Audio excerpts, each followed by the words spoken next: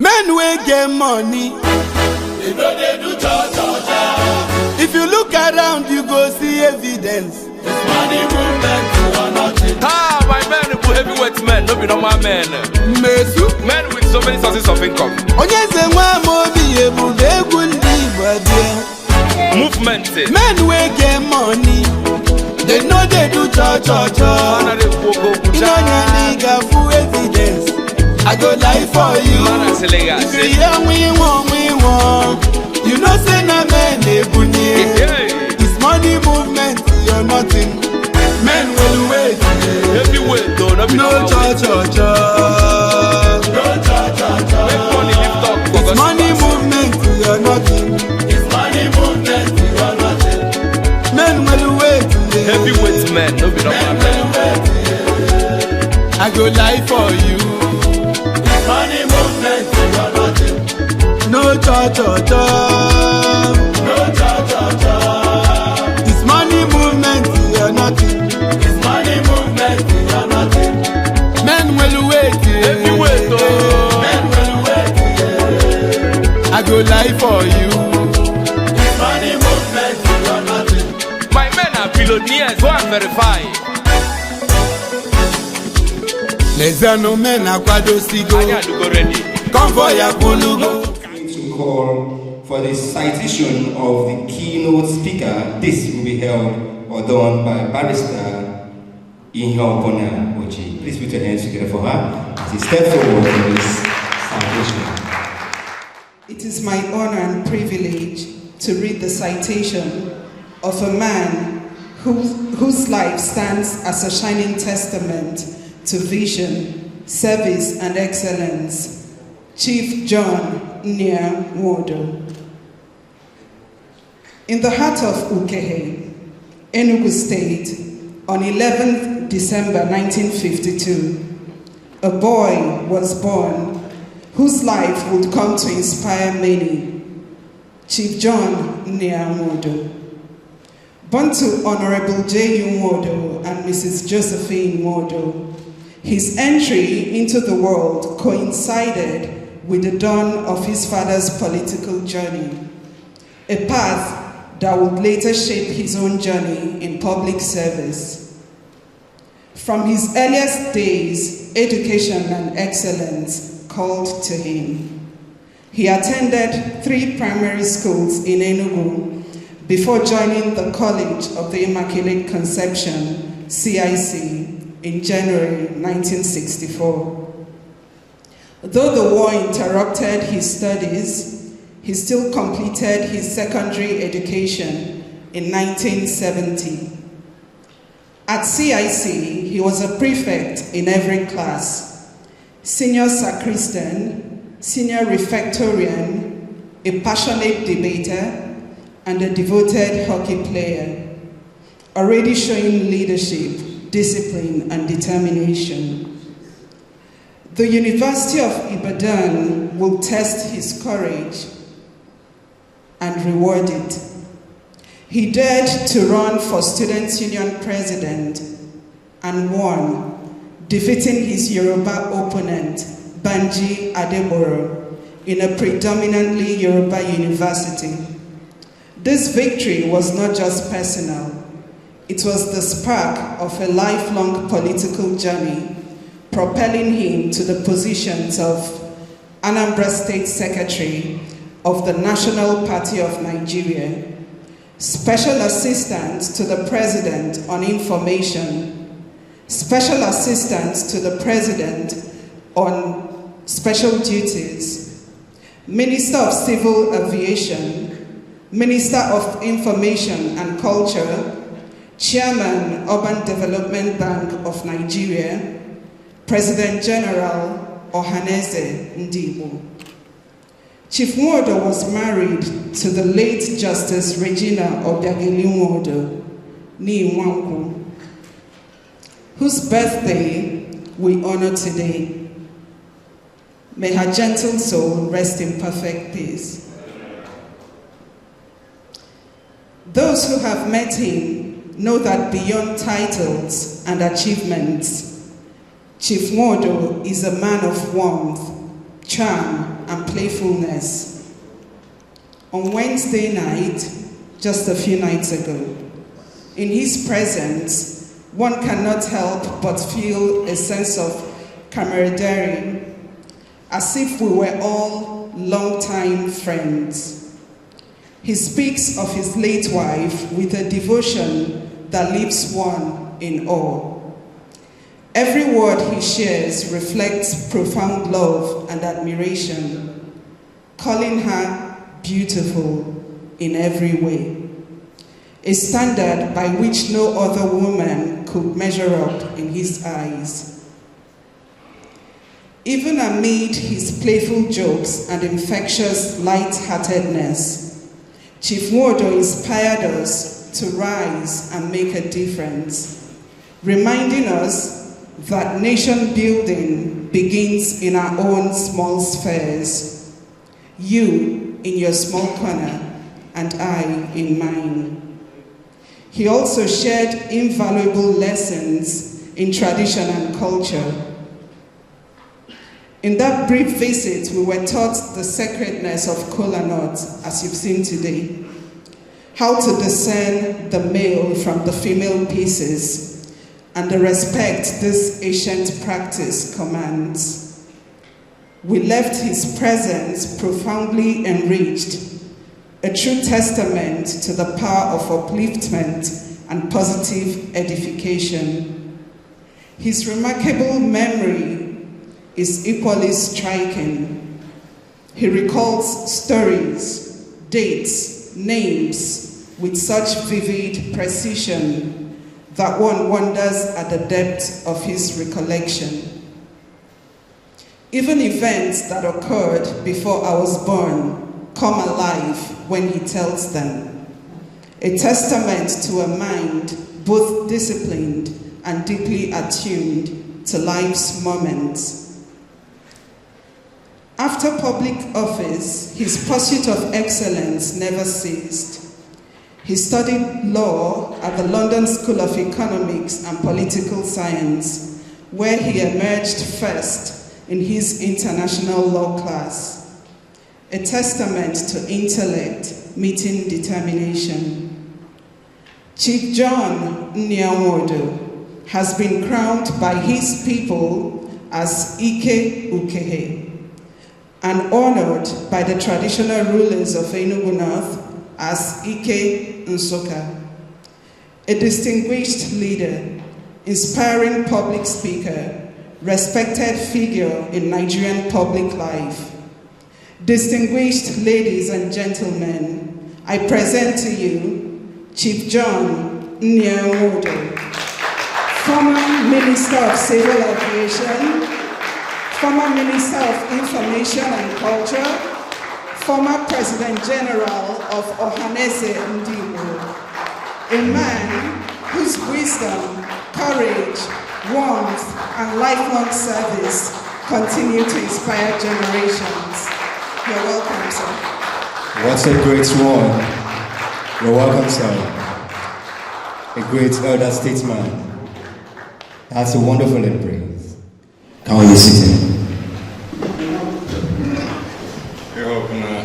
You remind me of you.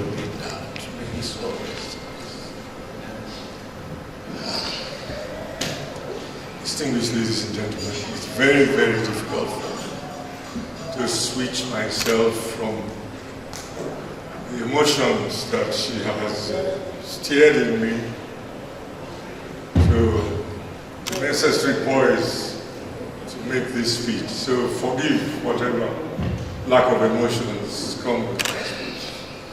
But I must thank you, the class of 94. I entered CIC in 1963. I wonder how many years it is. It must be 50-something years. I left in 1970, at the end of the war. And 1970 is 55 years now. So I must be completely out of sync with you in terms of the norms of today and what you are expected to do. So I will probably not resonate to your aspirations, or to your Renaissance expectations. But I'll just have a discussion with you in the hope that it will stir some of our old virtues which may be relevant in today's life. When I entered CIC in 1963, it was a very competitive exam. The entrance was held. We started exams at 8 o'clock. It was a written exam. We finished at 10. The interviews were held at 12. In other words, the results for the entrance were ready in 2 hours. And the teachers sat in various long chairs marking the papers. And the principal and the vice principal reviewed the marking and shortlisted those who were qualified for the interview. The interview was held the same afternoon. And the results were called and you were given an admission letter. In other words, no parent, no matter how highly placed, had the opportunity of lobbying for the entrance of his in physics, chemistry, biology, and mathematics. I used to beat them in English language, English literature, history, Bible knowledge, geography. I beat them in subjective subjects. They beat me in objective subjects. And so they could score hundreds in mathematics, but I couldn't score 100 in English or in history. And our results, reports, cards went to my father's office in the Ministry of Commerce and Industry, where he was minister under Dr. Obara, on the Trazegulu and subsequently Dr. Obara. And my father told me in Igbo, when he read our report cards, because they took the first 7 positions in class, and I was struggling to take between 7 and 12 out of a class of 30. And my father told me in Igbo,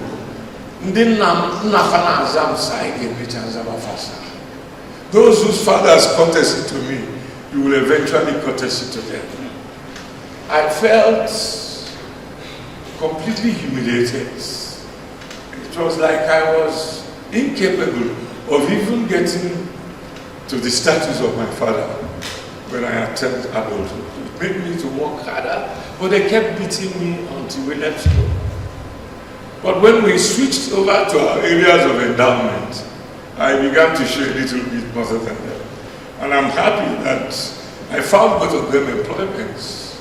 They are now dead. One rose to be professor, the other one rose to be managing director of the federal establishment. May their souls rest in peace. But that was the CIC we went to. The same CIC, it was compulsory for you to read physics, chemistry, biology, mathematics. Whatever you wanted to do thereafter, but you must read all this. And they helped to widen our horizon. Today, I can still remember in the biology lab, the human skeleton, and from the cranium to the metatarsals. We used to have a lecturer who had a big waist, and we used to liken him to the hip bone called the acetabular. You know, we used to call him acetabular. I can see the chemistry lab. I can see the experiments. First of all, I can see the test tube. I can see the beaker. I can see the Bunsen burner. I can see the combustion of the Bunsen burner and the complex called the Sticky back of the Bunsen burner. I can see the litmus test which we used to test acid and alkaline, you know, and I'm a lawyer and an economist. You know, I can tell you human skeleton from the cranium to the metatarsals. This was CIC for you. I can see the aggregation of the iron filings between the north and south poles of a magnetic core.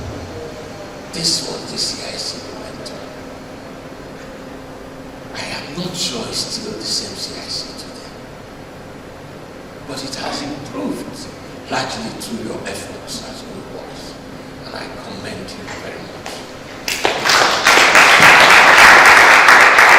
That is why I cannot start this speech without first of all congratulating our alumni and this part of it for the excellent work it has done in radically transforming the teaching, living, horticultural, gaming facilities, as well as the school alumni relationship in the last few years in CIC. I believe that I'll be speaking the truth and nothing but the truth if I say that no alumni association in Nigeria, not even a university alumni, has brought this high quality of transformational change within such a time as CIC Old Boys alumni has done. If we go around the classrooms in CIC, we see electronic teaching aids that give students here in that school real-time connectivity with the world. The capacity of this service is that it enables a student in CIC, without leaving the gates of its premises physically, to relate to the entire world and seek and obtain in real time any latest advancement in knowledge and learning. Expansion of knowledge globally in recent times has become phenomenal. The changes in teaching methods are rapidly developing, with computing interrelationships of several variables, finding answers to difficult real-time challenges. This has been made easier by advancements in computer technology. This technology has been made accessible to CIC, likely through the assistance of CIC Old Boys. I see the electronic blackboards there. The saying that all work and no play makes Jack a dull boy no longer applies to CIC. CIC today has a world-class Olympic stadium, not available to any secondary school in Nigeria. When I was asked to speak on the role of alumni associations in educational development and nation building, I thought we had already begun to live it out. The CIC Old Boys have begun to live out this role. While I congratulate everyone in the Alumni Association, including our national president who is here, who has contributed to the phenomenal development in CIC, I urge you not to relent your efforts in doing more. CIC is a small and insignificant percentage of secondary school population in Nigeria. Even if we turn into the best school, if we turn it into the best school in the world, CIC's capacity to affect a larger society will only be further increased if we improve the efforts of the Alumni Association.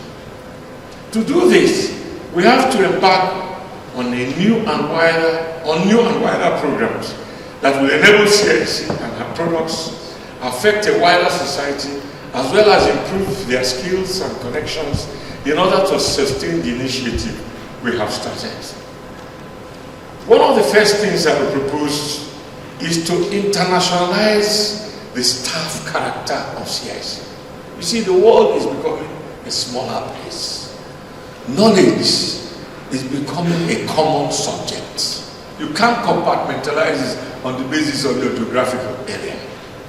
And the computer and all kinds of learning and work devices has made the world a smaller place. You can have a conference of people from all continents of the world in real time, looking at each other and talking with the aid of computer. One of the first things I propose is to internationalize the character of CIC. The second is to organize an international exposure to a number of CIC students annually through visits to other countries, so that they can learn some of the things they do better in those countries and in the general society at large. This will be in the form of vacation tours. I will also propose that, given the new stadium facilities we have, we should pioneer an annual sports competition among Catholic secondary schools in the Southeast to begin with. This will keep our stadium busy, utilized, spur other colleges to copy and possibly improve our model. Going forward, I propose that we build a CIC radio station. This station will focus on student programs, including lectures on several topics in their curriculum, quiz competition, promotion of talents in music, drama, and oratory.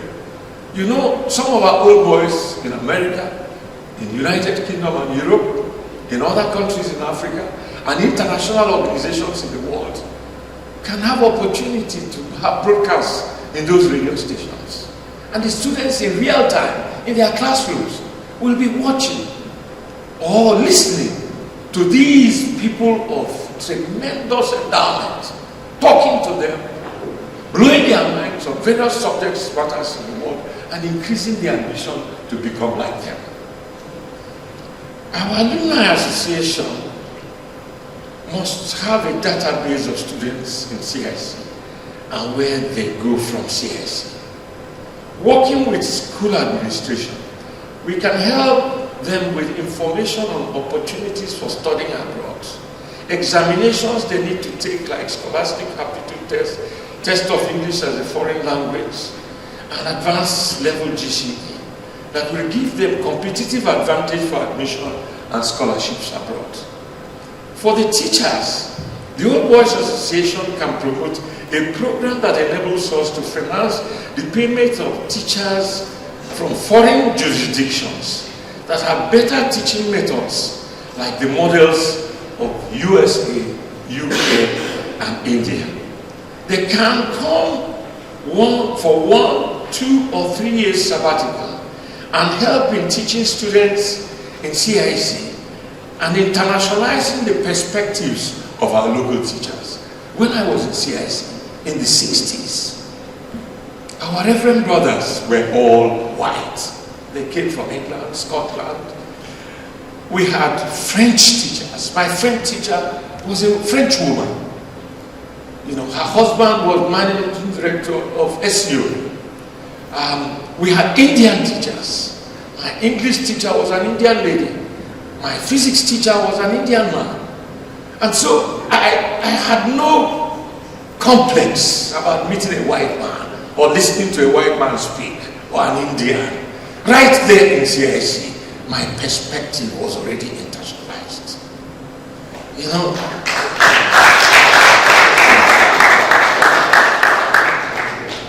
I don't know where I stopped. You see, old age. Experience has shown that talents exist in other areas other than academic sphere. With a beautiful stadium, we should help the school to engage in professional coaches and so on. I think I've read this. I have concentrated thus far in training. I think we should also look at life after CIC. In this connection, we need to have an updated data bank of CIC graduates and help them to get job placements in Nigeria and globally. To this end, we need to discuss with the school authorities about expanding the syllabus in CIC to incorporate digital training and other skills that will be of advantage to our products who may want to seek employment outside the country eventually. Finally, I'm a little disappointed that after a few of us have dared the political arena and risen significantly, the new generation of CIC Old Boys are avoiding politics. The political arena, in my view, is the only place in this country where honest people can bring about quick and transformative changes. The more honest people avoid it, the less progress we make in this country. Listen, when I left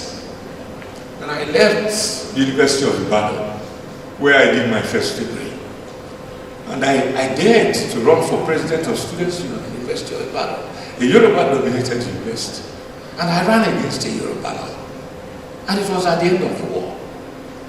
I left Ibadan, I think in 1973 or 74. So I went to Ibadan in 71, 72. So it was just after the war. And I was running against a man called Banji Adebola. And, you know, the Igbos there, who were there before the war and got back there, especially those who were in the medical school, who were much older than us, told me I was wasting my time. How can you come to Yoruba University and run to the president of students? And how do you in fact hope to cope with being president of Students' Union and studying for a degree in economics? You will not pass. They tried very hard to dissuade me, but I would not. And I didn't tell my parents that I was going to run. And they had a fit after I had won. But it was not easy to win. The first thing I did was that, Father, you forgive me if this is confession, I had to get a Yoruba girlfriend. And it was the only way that I could approach the female society in the university, whose votes were critical. And the fact that I loved the Yoruba rather than an Igbo girl projected me as national, obeying, cosmopolitan, broad-minded. And this girl was so nice that she recruited the female folk in the University of Ibadan. And they became the engine of my campaign. And for that reason, every young man who was actually admiring a girl or had a girlfriend had to follow his girlfriend to my campaign. And they were singing in such an enchanting manner, you know, that lecturers who were driving past our campaign had to stop and congratulate me that I had brought something new. Everyone who had a motorcycle was in front of us. Those on the right were putting their trafficators on the right, those who were on the left were putting their trafficators on the left, and the girls were singing. Unfortunately, they plagiarized a Catholic song, you know, which I didn't like, but I couldn't stop them. They were saying, there is power, there is love, there is warmth in the voice of Johnny. Vote for Johnny, Johnny Nwodo. Johnny Nwodo is our president. And everybody flocked to the campaign. It was electric. The attraction was irresistible. And this Yoruba girl, they would pour water that they used to wash their clothes on her, stigmatizing her for supporting an Igbo. And she would say, if only as a demonstration of my confidence in his capacity, I will take any pain. It was unbelievable. Then there was a speech night. On the speech night, the returning officer was supposed to be my guardian. He had studied in Enugu College of Arts and Science and was a classmate of my sister, Mrs. Grace Opai, and he used to come to eat in my father's house. Now, we were supposed to be called in order of the return of our nomination forms, and I was first for president. But instead of calling me, he called my opponent, Banji Adewa. And when Banji finished speaking, he started to sing in Yoruba. Tiwa, Tiwa, our own is our own. This was contrary to the rules. But just like today's Nigeria, when party affiliations don't mean anything, you can move your party to the government in power so that you're not rigged out of the elections. You know? So, you know, the man violated the election regulations. And I was looking dumb, unable to know what to speak. Then a Yoruba boy got up, Kunle Tuyo, and walked up to this man and said, you're supposed to be this man's guardian. You're supposed to be the returning officer, and you're doing this. I'm Yoruba. I feel ashamed of you.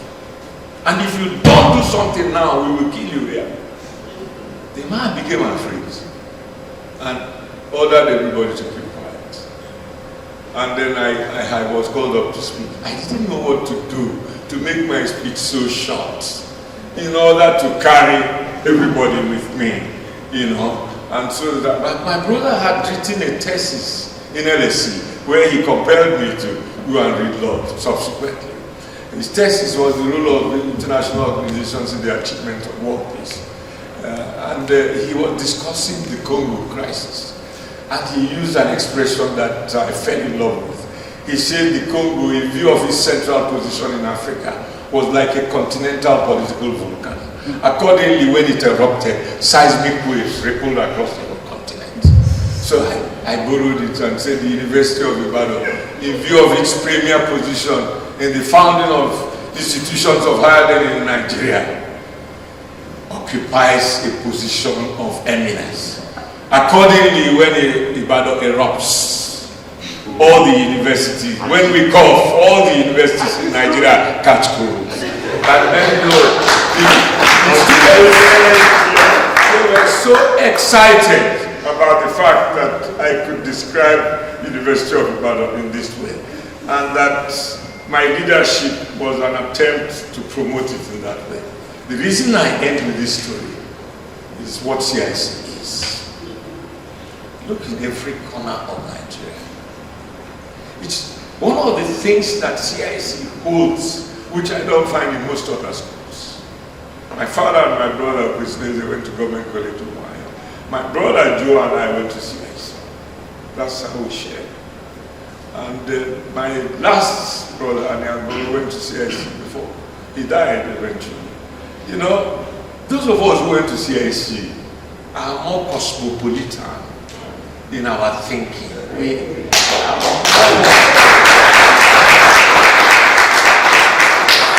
Forgive me, I'm not praising us, but it is reality. It is what it is. You know, because, you know, we did all the things that makes you a man. We were exposed to all the experiences. My first function in CIC was scrubbing the urinal. I was lucky that I was not sent to the toilet because it was bucket toilets then. And I was told that I was given that function because my father was a minister. The idea was to make me humble. My classmates were they gave me so much solidarity. They brought me buckets of hot water. One of them bought me an iron brush. There was a lot of spirogyra on the walls of the urinary. I scrubbed the walls. I poured Dettol and hot water on them. Within 1 week, the toilet was smelling very well and they were very clean. And trust the white man, the Reverend Brothers, they changed me to water the flower beds. The points had been made. And from there, I became prefect of every class I was until class 5. I became senior sacristan. Father, forgive me, as I say, I ate this thing in the house. It was not the one that had been consecrated. But I was the one to count them before we go to the altar for the consecration. You know? So I counted the hosts. But when they were full, when the supply was full, and the Hacks bottle, the Hacks container we put it was full, and there were nowhere else to put there, I helped myself. Anyway, my brothers, you know, it is I'm very, very pleased to be here. Listening to you and your originality, your renditions, it makes me feel proud that I went to CIC. Everything you have said here, what you have presented here is so original. What we must do is how to help that school and the bishop, the proprietor, and the reverend fathers continue with what they are doing. What we must do is to ensure that this wave of only the rich will get the big things do not affect CIC. That the admission policy in that place recognizes brilliance. Number one. If you dilute it, it will fall. There's no way. My child should never get a preferential entrance into a school. If you can't pass, fine. That's not it. If you can't be good in academic work, then I go and teach you to be a carpenter or to be a builder or something. You can make your life there. But you must not be forced to do things which other people are doing because other people are doing it. CIC must remain that citadel of learning, that happy home for all. Thank you for your kindness.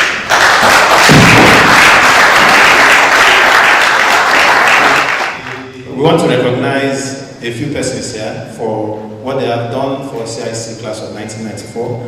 In that regard, I will please want to call on Chief Nnia Nwodo to come up here to my side. We want to do this presentation again.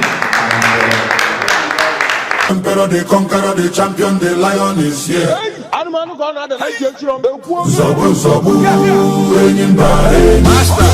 Toya dike, nenu dike.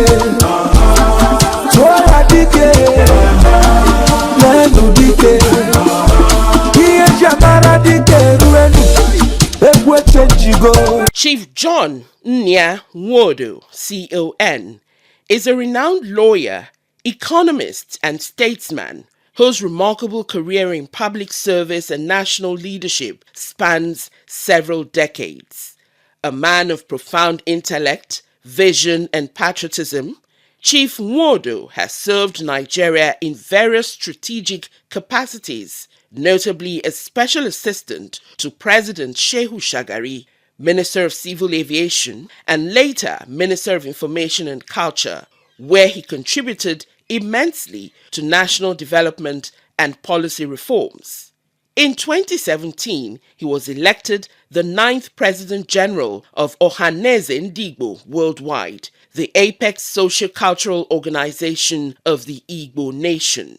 His tenure was marked by an unwavering commitment to unity, justice, and regional advancement, as well as a bold advocacy for restructuring, inclusivity, and sustainable national dialogue. A Knight of St. John International, Chief Nwodo's leadership journey began at the College of the Immaculate Conception, CIC, Enugu, and blossomed through his days at the University of Ibadan, where he made history as Students' Union President. His eloquence, intellect, and enduring passion for equity have continued to define him as one of Nigeria's most respected voices in governance, constitutional reform, and civic enlightenment. Chief Nwodo remains a beacon of statesmanship and moral clarity, a man whose words inspire reflection and whose leadership continues to shape conversations around national unity, justice, and progress. Ladies and gentlemen, invited guests, it's my pleasure to present to you Chief John Nnia Nwodo, CON.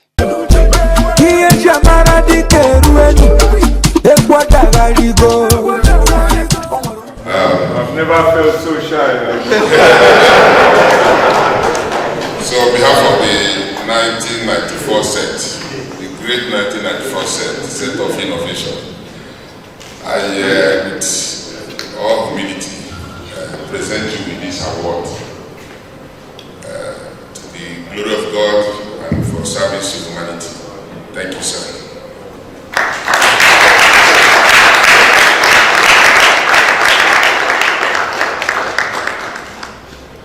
I don't know what to say, but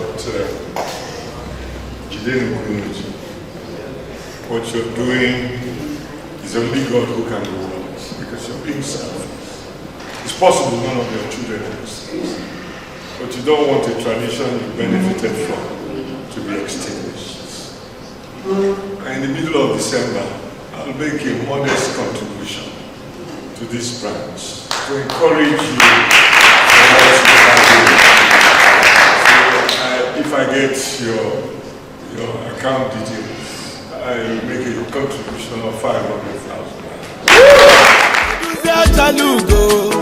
Achalugo diawe loche Yenu woke kone beja Woke budala mita Poverty rekadina woke Udogu Iweluwe. Some people say to like money, some people say to praise money. I want to ask a question, brother. Rolls Royce on a sogging song,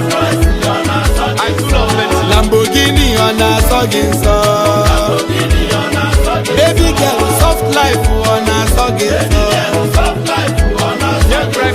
Abunye di sugar no igabu. Money minus life, life minus money is equal to hellfire, but they can collabor together. It's a collabor something, brother. It's a collabor. Money and life na collabor. It's a collabor. Men wey get money, they know they do cha-cha-cha. Speak louder than voice. Nnia nigga full evidence. I go lie for you. If you hear we want, you know say na men dey bunye. Movement. It's money movement, you're nothing. Men will wait. No cha. No cha. It's money movement, you're nothing. It's money movement, you're nothing. Men will wait. Men will wait.